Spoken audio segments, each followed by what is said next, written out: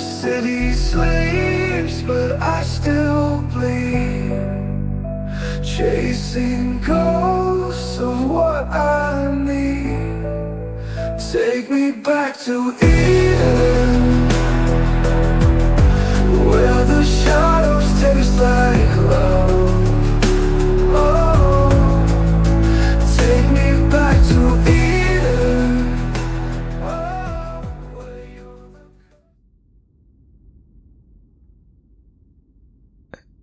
Oi, amor. Tudo bem? Eu acabei acordando você. Oh, meu Deus. Vem cá. Deita aqui, mais pertinho de mim.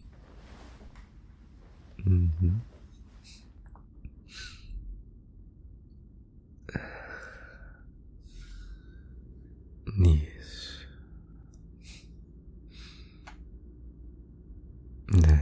Eu vim acabar só agora. Você não faz ideia do quão cansativo é isso. Mas no final eu acho que vai valer a pena. É só um pouco de insônia, sabe? Eu acho que a vida tá bem corrida. E aí, chega em casa, tem que fazer uma coisa, tem que fazer outra. E acaba que na cabeça não desliga, sabe? Mas fazer o que, né? Vamos torcer pra ser só mais uma fase.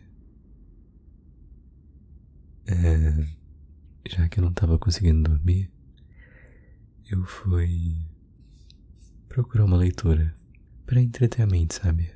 Enquanto o sono não vem.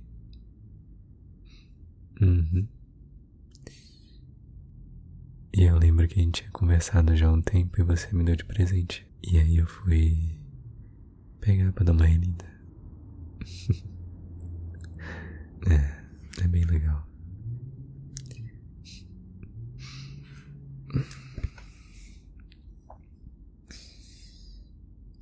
Eu tô no começo ainda. Não avancei muito não. Por quê? Quer que eu leia pra você?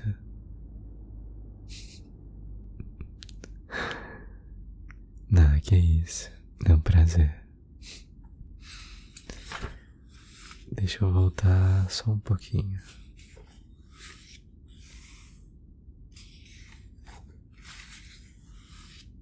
Aqui. Capítulo 1. Certo dia, quando eu tinha 6 anos, vi uma imagem magnífica em um livro sobre Floresta Virgem, chamado Histórias Vividas. Mostrava uma jiboia engolindo uma fera. Eis o desenho que fiz. O livro explicava: as jiboias engolem a presa inteira, sem mastigar. Depois, nem conseguem se mexer e dormem os 6 dias para digerir a presa. Então pensei muito nas aventuras da selva. Peguei um lápis de cor e fiz meu primeiro desenho. O meu desenho, número 1, era assim. Fui mostrar minha obra aos adultos e perguntei se meu desenho provocava medo. Os adultos responderam: como é que um chapéu pode provocar medo?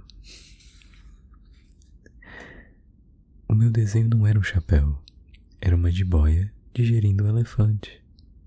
Para que os adultos pudessem perceber, porque os adultos sempre precisam de explicação, fui desenhar o interior da jiboia. O meu desenho de número 2 ficou assim. Os adultos me falaram que era melhor que eu deixasse de lado os desenhos de jiboias abertas e fechadas e me dedicasse aos estudos de geografia, história, matemática e gramática. E foi assim que, aos 6 anos, me vi forçado a desistir de uma magnífica carreira de desenhista. Os sucessos do meu desenho de número 1 e do meu desenho de número 2 me desanimaram. Adultos nunca percebem nada sozinhos, e uma criança se cansa de ter que sempre explicar tudo. Por esse motivo, tive que escolher outra profissão, aviador. É claro que a geografia me ajudou muito. Por exemplo, era capaz de distinguir, logo à primeira vista, a China do Arizona. É muito útil, sobretudo, quando andamos perdidos à noite. Ao longo da vida, tive muito contato com pessoas importantes. Vivi muito tempo no mundo das pessoas adultas. Eu os vi bem de perto. Isso não mudou a minha percepção sobre eles. Quando encontrava um adulto que me parecia um pouquinho mais esperto, fazia a experiência de meu desenho número 1, que ainda conservo comigo. Queria apurar se era capaz de perceber alguma coisa, mas, invariavelmente, todas respondiam: é um chapéu. Então, nem começava a falar de jiboias, de floresta virgem ou de estrelas. Descia ao seu nível. Falava de baralho, golfe, política e gravatas. E o adulto ficava contente por ter conhecido um homem tão equilibrado. Por isso, vivi sempre sozinho, sem ter ninguém com quem falar. Até o dia que, há 6 anos, tive uma pane em pleno deserto do Saara. O motor tinha qualquer coisa quebrada, e como eu não levava nem mecânico, nem passageiros, preparei-me para tentar consertar o avião com minhas próprias mãos. Era uma questão de vida ou de morte. A água para beber não era o suficiente para 8 dias. Na primeira noite, adormeci na areia, a milhares de quilômetros de qualquer lugar habitado, bem mais isolado do que um náufrago, agarrado a uma tábua no meio do mar. Imaginei, portanto, qual foi a minha surpresa quando, ao romper do dia, fui acordado por uma voz muito fininha que pediu: por favor, me desenhe uma ovelha. O quê? Desenhe uma ovelha para mim. Levantei-me assustado, como se tivesse sido atingido por um raio. Esfreguei os olhos e olhei ao redor. Vi um menino espantado que olhava para mim com um ar muito sério. Aqui embaixo está o melhor retrato que consegui fazer dele. Mas claro que meu desenho é muito menos encantador do que o modelo. A culpa não é minha. Adultos me obrigaram a desistir de minha carreira de pintor aos 6 anos, e eu não sabia desenhar nada, a não ser jiboias fechadas e abertas. Meus olhos estavam completamente esbugalhados de espanto. Não se esqueçam de que eu estava a milhares de quilômetros de qualquer lugar habitado, mas o meu amiguinho não me parecera perdido, exausto ou faminto. Não apresentava quaisquer sinais de ser uma criança perdida no meio do deserto, a milhares de quilômetros de qualquer lugar habitado. Por fim, quando fui capaz de falar, perguntei a ele: mas o que você faz por aqui? Ele voltou a pedir, muito de mansinho, como se tratasse de uma coisa muito séria: por favor, me desenhe uma ovelha. Quando o mistério é profundo, não nos atrevemos a desobedecer. Por mais absurdo que aquilo parecesse, a milhares de quilômetros de todos os lugares habitados e, em perigo de morte, tirei uma folha de papel e uma caneta do bolso. Mas lembrei-me de que só tinha estudado geografia, história, matemática e gramática, com um ar não muito satisfeito. Disse ao menino que não sabia desenhar, e ele me respondeu: não faz mal, desenhe uma ovelha. Como eu nunca tinha desenhado uma ovelha, fiz a ele um dos meus únicos desenhos que sabia fazer, a jiboia fechada, e fiquei boquiaberto quando vi o rapaz dizer: não quero um elefante dentro de uma jiboia. As jiboias são muito perigosas e os elefantes ocupam espaço demais. O lugar onde eu moro é muito pequeno. Preciso de uma ovelha. Desenha uma ovelha. E eu desenhei. Depois de examinar meu desenho com muita atenção, o menino exclamou: não assim. Esta está muito doente. Faz outra. E eu obedeci. O meu amiguinho sorriu gentilmente, com indulgência. Veja bem, isso não é uma ovelha. É um bode. tem chifres. Refiz o desenho. Então, sem muita paciência, porque estava com pressa para desmontar o motor, rabisquei esse desenho. Essa é a caixa. A ovelha que você quer está dentro. Para meu espanto, vi que o rosto do meu jovem juiz se iluminava. Era assim mesmo que eu queria. Acha que essa ovelha vai precisar de muito capim? Por quê? Porque o lugar onde eu moro é muito pequeno. Mas vai dar certo. A ovelha que dei para você é muito pequena. Até que não é tão pequena assim. Olha, ela dormiu. E foi assim que eu conheci o Pequeno Príncipe. Demorei muito tempo para saber de onde ele vinha. O Pequeno Príncipe, que fazia perguntas o tempo todo, parecia nunca ouvir o que eu perguntava. Uma palavra aqui, uma frase ali, pouco a pouco, me revelava tudo. Assim, a primeira vez que ele viu meu avião, não vou desenhar o meu avião porque é complicado demais, me perguntou, mas o que é aquela coisa? Aquilo não é uma coisa, aquilo voa, aquilo é um avião, e é o meu avião. Eu me sentia todo orgulhoso por lhe revelar que sabia voar. Mas ele exclamou, o quê? Você caiu do céu? Caí, disse eu com modéstia. Ah, que engraçado! E o Pequeno Príncipe soltou uma gargalhada que me irritou muito. Eu esperava que ele respeitasse o meu infortúnio. Depois acrescentou, então você também veio do céu? De que planeta você é? Percebi uma chance que talvez pudesse ajudar a esclarecer o mistério de sua presença e perguntei de repente, quer dizer que você veio de outro planeta? Mas ele não me respondeu. Olhava para o avião e abanava a cabeça devagarinho. Imagino que montado naquilo não tenha vindo de muito longe. Nem ficou calado durante muito tempo, com um ar sonhador. Depois, tirou minha ovelha do bolso e mergulhou na contemplação do seu tesouro. Imagine como fiquei intrigado com aquela revelação sobre os outros planetas. Claro, eu tentei saber mais coisas. De onde veio meu amiguinho? De onde é o lugar que você mora?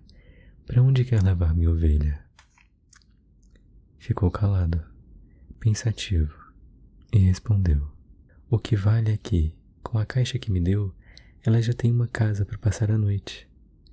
Claro, e se você for bonzinho, dou uma corda para amarrá-la durante o dia, e um pedaço de pau. O Pequeno Príncipe pareceu escandalizado com a ideia. Amarrá-la? Para quê? É que se não amarrar, ela foge.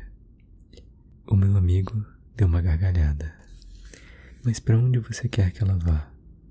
Sei lá, pode ir por aí, sempre em frente.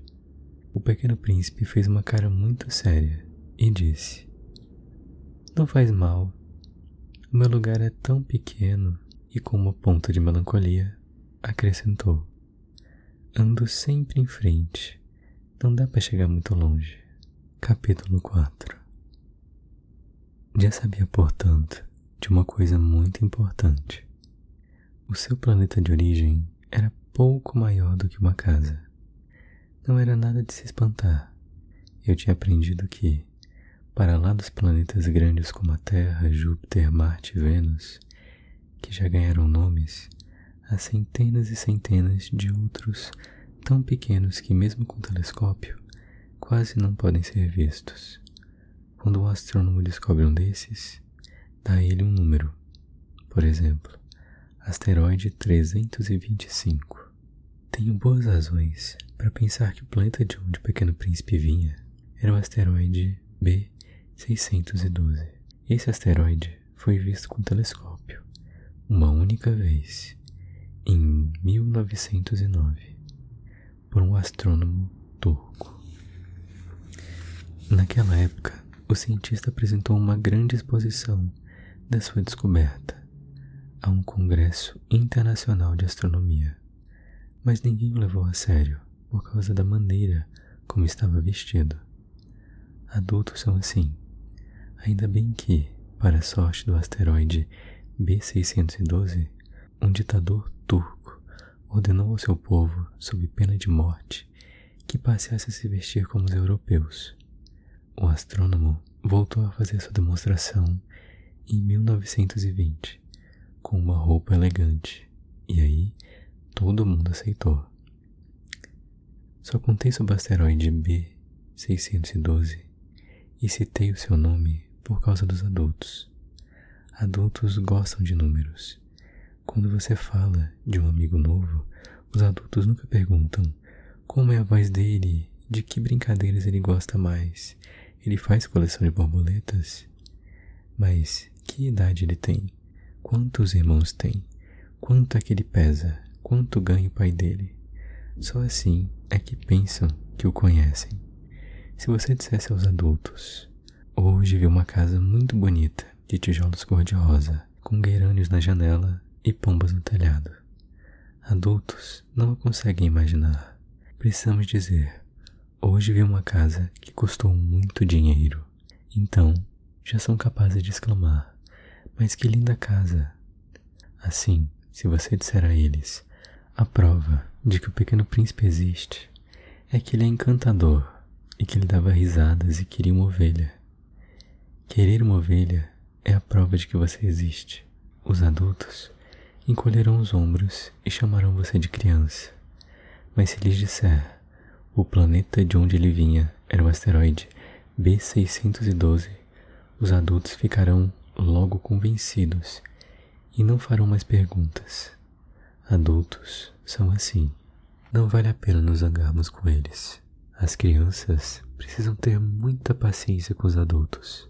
Mas para nós, que entendemos a vida, claro que não ligamos para os números. Eu preferia ter começado essa história como um conto de fadas. Assim, era uma vez um pequeno príncipe que vivia em um planeta muito maior do que ele e precisava de um amigo.